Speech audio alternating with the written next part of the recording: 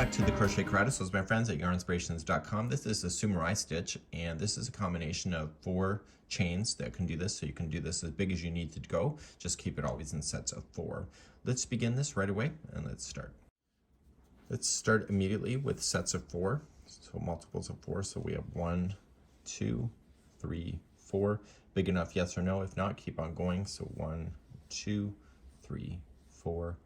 1, 2, 3, 4, 1, 2, 3, and 4. So you can go as big as you need to go, and then hold and start row number 1 in just a moment. I'm now ready for row number 1. It is a real pain, just so you know. So if it's you struggling, it's probably me as well.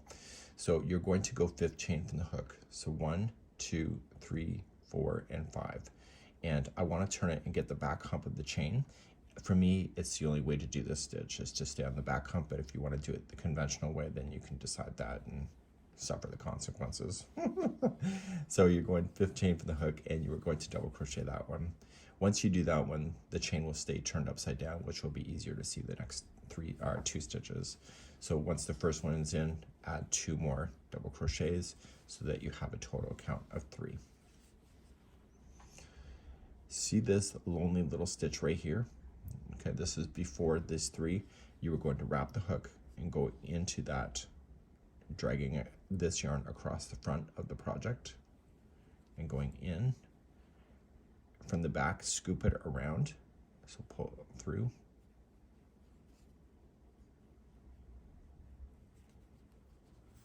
Give it a bit of slack and pull through 2 and 2. So this here is wrapped around both the front and the back. So it makes it a double-sided project. So then to start another set, you're going to skip the next chain, and you'll put in 3 double crochet after that. Skipped 1. So 1, 2, and 3. It does get easier. It's just the first row is a real serious pain. So now that the 3 are in, you're going to come into the one you skipped. You're just going to go into that one, let the yarn rest in front, and grab it from behind and pull through. Give it a bit of slack, pull through 2 and 2. That. Okay, so these are resting in front.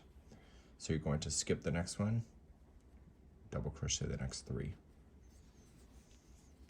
And you're going to continue this all the way across. I promise you it will get easier. It sounds like I'm struggling, kind of am, but that's fine. We'll get through it. Okay, so you're going to come into the one you skipped. And once you get more material in your hands, it's a lot easier to hold as well.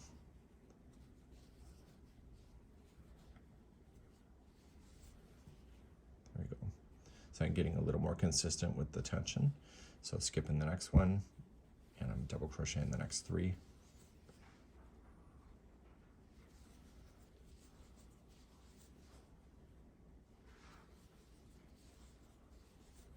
Coming into the one I skipped.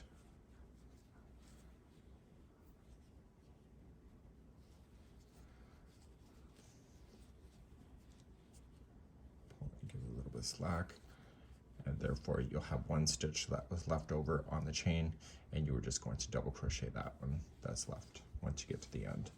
So the first row is kind of awkward to be able to get across. And your tension, you see how this looks different from here? So my tension is a bit off.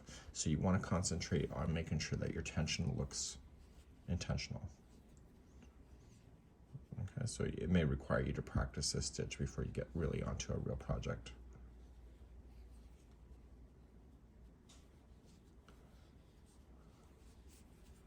There we go, and then just double crochet in the last. So it's good to be a little bit particular sometimes.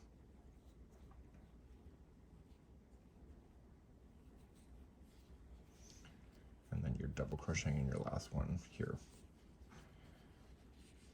So when you turn it around, you'll see that the dragging has happened, and now it's going to get easier from this point. Let's do row number 2 and beyond. To do row number 2 and beyond, it's just chain 3. That's your first double crochet.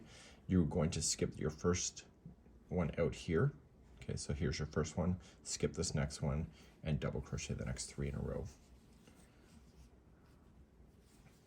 So the one you're skipping is where your samurai stitch is going to go into.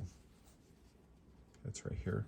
So just going on in, let this drag across the front, grab it from behind, pull through, give it a bit of slack. Just be consistent with your slack. So skip the next one, double crochet the next 3. So 1, 2, and 3. Come into the one you skipped, in, pull through, just like that.